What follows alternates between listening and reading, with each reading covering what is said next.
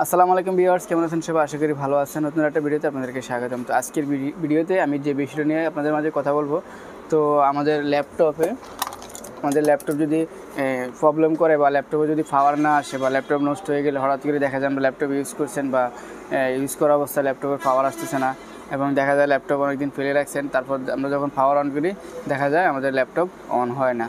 তো আজকের ভিডিওতে আমি আপনাদেরকে যে প্রাথমিক কিছু টিপস শেয়ার করব যে আমাদের যদি এরকম হঠাৎ করে আপনারা দেখেন যে আপনাদের ল্যাপটপটি অন হচ্ছে না, তো আপনারা যে মানে কোনো সার্ভিস সেন্টারে নেওয়ার আগে আপনারা কোন কোন পার্টসগুলো চেক করবেন বা আপনাদের কি কি পদক্ষেপ নিতে হবে প্রাথমিকভাবে আপনারা।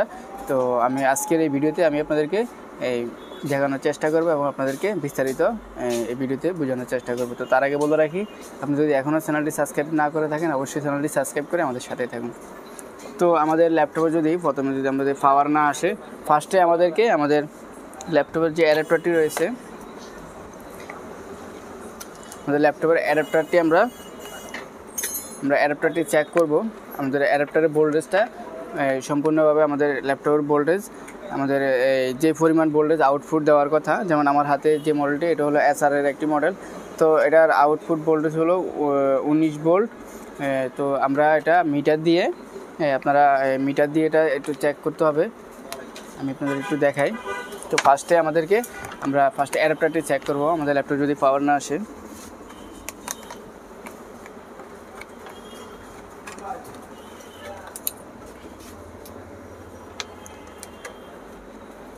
তো আমি আজকের ভিডিও জাস্ট আপনাদেরকে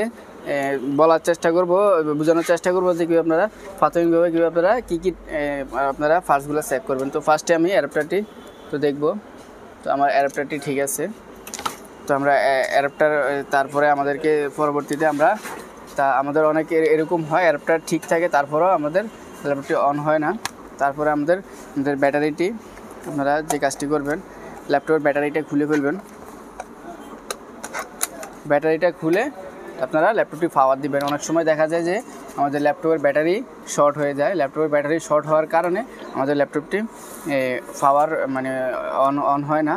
তো তারপরে দ্বিতীয়তে আরেকটা আপনারা যে কাজটি করবেন, আপনাদের যদি ব্যাটারি খোলার পরও যদি পাওয়ার না আসে, সেক্ষেত্রে আপনাদের ল্যাপটপের যে কিবোর্ডের লাইনটি আপনারা খুলে ডিসকানেক্ট করে তারপরে আপনারা পাওয়ারটি চেক করবেন।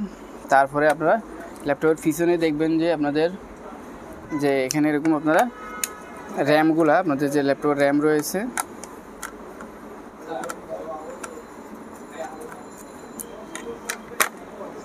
তো আপনাদের এই যে হার্ড ডিস্ক এবং র্যাম, তারপরে র্যামগুলো আপনারা খুলবেন। তারপরে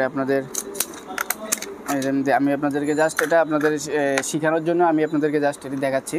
তো আপনারা এরকমভাবে আমাদের পার্টসগুলো খুলবেন, হার্ড ডিস্ক, র্যাম, আর এখানে দেখতে পাচ্ছেন ল্যান্ড কার্ড।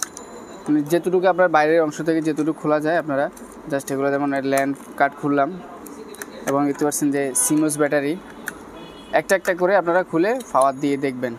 তো এটা খোলার কারণ হলো দেখা যায় আপনার এই র্যামটি শর্ট হয়ে যেতে পারে বা র্যামটি খারাপ হতে পারে। তো একটা র্যাম যদি আপনাদের শর্ট হয়ে যায়, র্যামটি যদি খারাপ থাকে, তারপরে আমাদের ল্যাপটপটি অন হবে না যতক্ষণ পর্যন্ত আমরা এটা র্যামটি না খুলবো আমাদের মাদারবোর্ড থেকে। দেখতে পাচ্ছেন যে এটা হলো সিমোস ব্যাটারি, ডেট টাইম ঠিক রাখার জন্য। এই ব্যাটারিও যদি আমাদের অনেক সময় দেখা যায় ব্যাটারিটিও শর্ট হয়ে যায়, ভোল্টেজ শর্ট হয়ে থাকলে ওটা আমাদের ল্যাপটপটি অন হবে না। তারপরে দেখতে পাচ্ছেন যে ওয়াইফাই কার্ড, তো এই ওয়াইফাই কার্ডও আমাদের এই শর্ট হয়ে থাকে বা ওয়াইফাই কার্ড খারাপ থাকলেও আমাদের ল্যাপটপটি অন হয় না। তারপর হার্ড ডিস্কও শর্ট হওয়ার সম্ভাবনা থাকে। তো আশা করি আপনারা বুঝতে পারছেন। তো আমি আপনাদেরকে যে বিষয়টি দেখালাম, তো আপনারা প্রাথমিকভাবে আপনাদেরকে আজকের ভিডিও আপনাদেরকে শেখানোর জন্য বা আপনাদেরকে একটা আইডিয়া দেওয়ার জন্য যে আমাদের ল্যাপটপ যদি পাওয়ার না আসে, আপনারা